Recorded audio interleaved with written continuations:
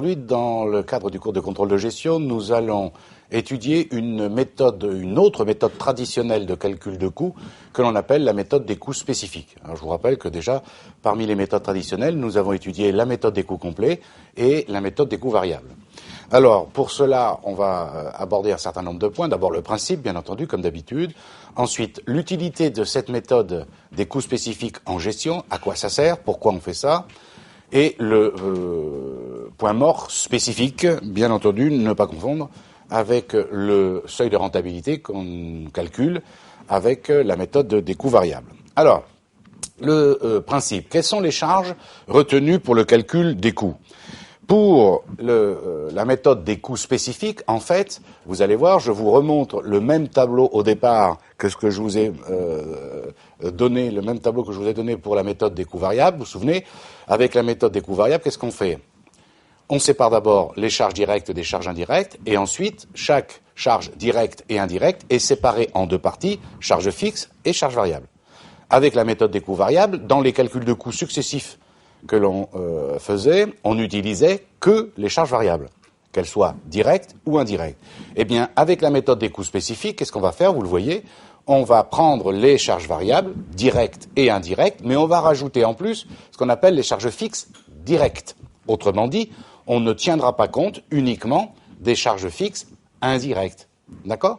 Donc, ça veut dire quoi? Ça veut dire que dans le calcul du coût spécifique, à l'intérieur, il y a plus de charges que dans la méthode des coûts variables, puisque avec la méthode des coûts variables, on ne prend que les charges variables. Par contre, il y a moins de charges qu'avec la méthode des coûts complets, puisque dans les coûts complets, on prend les 4 catégories de charges, bien entendu. On est d'accord? Donc, conséquence, pour calculer, par exemple, le coût de revient spécifique, eh bien, on va passer par les mêmes stades et le même processus qu'on a vu jusqu'à présent, exactement, que ce soit pour les coûts complets ou pour les coûts variables. Donc, on calculera un coût spécifique d'achat, un coût spécifique de production, un coût spécifique de revient et un résultat spécifique qui ne s'appelle pas résultat spécifique au sens strict, qui s'appelle la marge sur coût spécifique. Et donc, cette marge sur coût spécifique, ça sera donc le chiffre d'affaires moins toutes les charges variables, directes et indirectes, et moins les charges fixes directes. Donc, ça s'appelle la marge sur coût spécifique. On est d'accord? CA, autrement dit, le chiffre d'affaires moins le coût de revient spécifique égale la marge sur coût spécifique totale. Donc, coût spécifique, c'est charges variables plus les charges fixes directes. Maintenant, étudions le résultat analytique qu'on obtient si on utilise cette méthode des coûts spécifiques. Donc, on est d'accord qu'on ne parle pas de bénéfices ou de pertes, comme avec la méthode des coûts complets, mais c'est plutôt comme avec la méthode des coûts variables où on parlait, vous vous souvenez, de la marge sur coût variable. Là, on parle de la marge sur coût spécifique. Donc, à quoi sert la marge sur coût spécifique? Eh bien, la marge sur coût spécifique, un petit peu dans le même esprit que ce que nous avions dit pour la marge sur coût variable, bien ici, la marge sur coût spécifique sert bien entendu à couvrir les charges fixes indirectes dont nous n'avons pas tenu compte dans les calculs de coûts, bien entendu. Donc, si on veut obtenir à partir de la marge sur coût spécifique le résultat global, il faudra retirer de la marge sur coût spécifique toutes les charges fixes indirectes, bien entendu. D'accord? Et donc, on peut dire, et on le dit souvent comme ça, que la marge sur coût spécifique est la contribution à la couverture des charges fixes indirectes, bien entendu. Donc, on peut présenter le résultat global avec une sorte de compte de résultat différentiel très simple. D'accord? Regardez bien, le chiffre d'affaires moins les charges variables, ça nous donne la marge sur coût variable. Je retire les charges fixes directes, j'obtiens la marge sur coût spécifique. Je retire les charges fixes indirectes et ensuite je fais apparaître plus ou moins l'incidence des charges fixes indirectes sur les variations de stock et je vais obtenir le résultat que j'ai à partir des coûts complets. Alors là, je ne vais pas redévelopper ce que j'ai déjà expliqué en long, en large, en travers, avec exemple, concernant l'incidence des charges fixes indirectes sur les variations de stock. C'est exactement le même principe que nous avons vu avec la méthode des coûts variables pour passer du résultat en coût variable, c'est-à-dire de la marge sur coût variable, au résultat obtenus en coût complet, on faisait quoi? Marge sur coût variable, moins toutes les charges fixes à l'époque, et plus ou moins les incidences de toutes les charges fixes sur les variations de stock. C'est exactement le même principe. Parce qu'évidemment, quand je vous ai dit tout à l'heure qu'on suivra la même procédure qu'avec les coûts complets et les coûts variables, c'est-à-dire coût d'achat, etc., coût de production, coût de revient. Simplement, n'oubliez pas qu'entre les deux, il y a des fiches de stock. Enfin, il peut y avoir des fiches de stock. Or, ici, bien sûr, les fiches de stock seront tenues en coûts spécifiques. On est bien d'accord. Comme quand on fait la méthode des coûts complets, les stocks sont tenus en coûts complets. Quand on fait la méthode des coûts variables, les stocks sont tenus en coûts variables. Eh bien là, par définition, ça sera tenu en coûts spécifiques, bien entendu. Donc, quelques remarques quand même. Donc, la procédure de détermination des coûts, c'est exactement la même que pour les coûts complets et variables.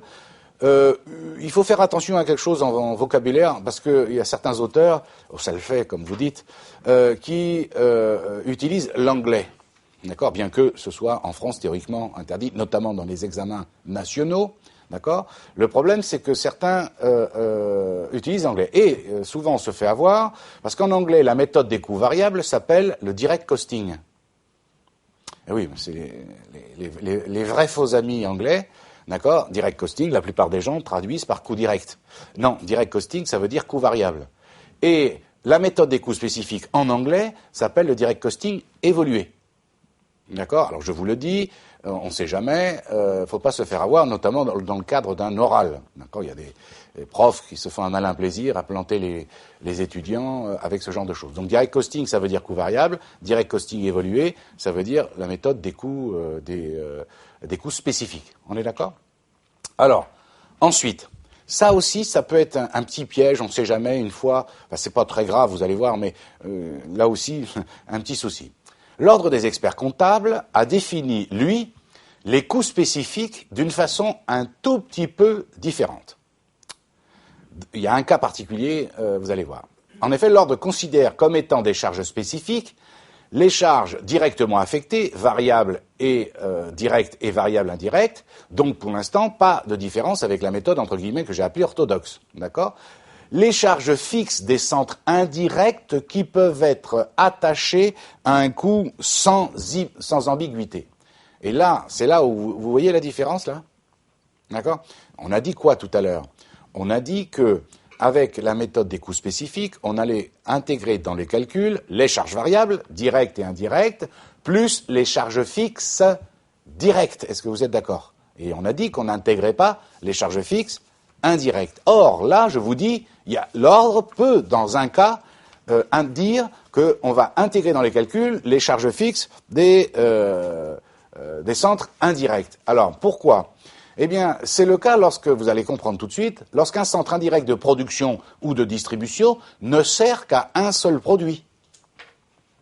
Si, vous comprenez l'esprit de ce que considère l'ordre, à partir du moment où dans un centre, d'accord, il y a un seul produit qui passe, est-ce que vous êtes d'accord que l'intégralité des charges directes ou indirectes qui sont dans ce centre sont pour un produit? Donc, c'est ça l'idée, vous comprenez ça arrive rarement, parce que ça arrive rarement, en tout cas dans le cas d'un examen, que l'entreprise ne raisonne que sur un seul article, une seule catégorie de produits. Dans le monde réel, il y en a plusieurs, vous comprenez.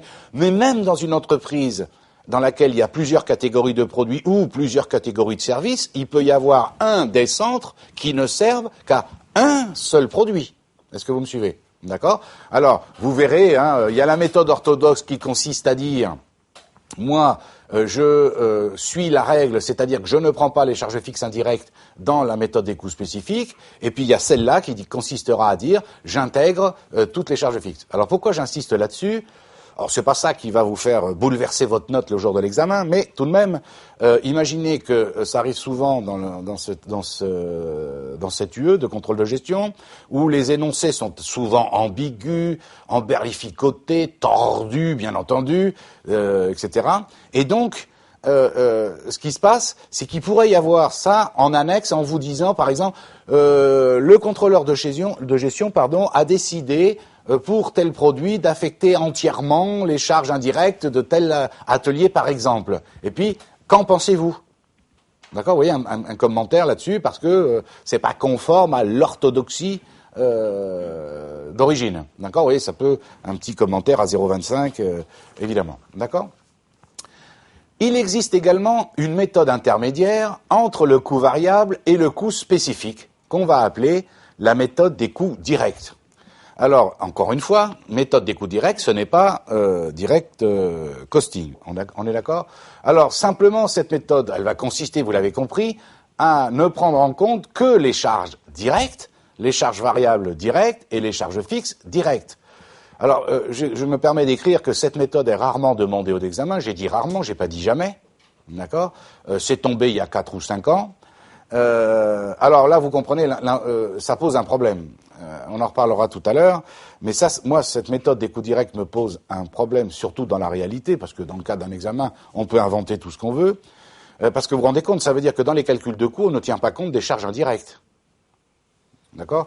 Or, dans la réalité, il y a souvent énormément de charges indirectes. D'accord. Regardez bien également. Conformément à ce que nous avons dit à la fin du cours sur la méthode des coûts variables. Vous voyez que ça veut dire qu'avec la méthode des coûts directs, on ne peut pas calculer de seuil de rentabilité. Impossible. Puisqu'il manquerait les charges variables indirectes. D'accord, vous voyez, on ne peut pas calculer, par exemple, le levier opérationnel à partir de la marge sur coût variable, puisqu'on ne sortirait pas la marge sur coût variable. Ok? Donc, vous voyez, ça pose un problème. On peut, c'est tombé, je crois pas, j'en suis sûr.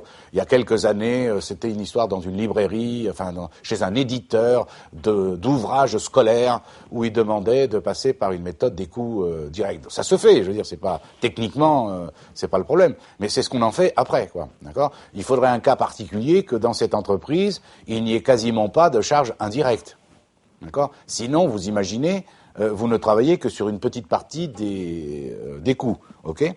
Donc je vous le dis, hein, ça peut arriver. Mais sinon, si on vous demandait les charges directes, sinon d'utiliser les coûts directs, la procédure c'est toujours la même. Coût d'achat, d'accord? Alors coût d'achat, d'accord? Fiche de stock, coût de production, fiche de stock, coût de revient, résultat. Enfin, ça s'appellerait une marge sur coût direct à ce moment-là. Mais on est bien d'accord, il n'y aurait pas besoin dans ce cas-là de faire de tableau de répartition des charges indirectes par définition. D'accord? Donc, mais sinon, la méthodologie, elle est exactement la même. Simplement, dans la méthodologie, il faut retirer la ligne charge indirecte d'achat, charge indirecte de production, charge indirecte de distribution, charge indirecte d'administration, etc., etc. Mais en parlant comme ça, vous voyez le problème? Est-ce que vous croyez que dans le monde réel, il n'y a pas de charge indirecte, par exemple, d'administration? Je veux dire, forcément, il y en a. Vous voyez ce que je veux dire? Là, ça veut dire qu'on n'en tient pas compte. OK? Donc, voilà. Alors évidemment, s'il n'y en a qu'un seul produit, là, c'est un peu différent.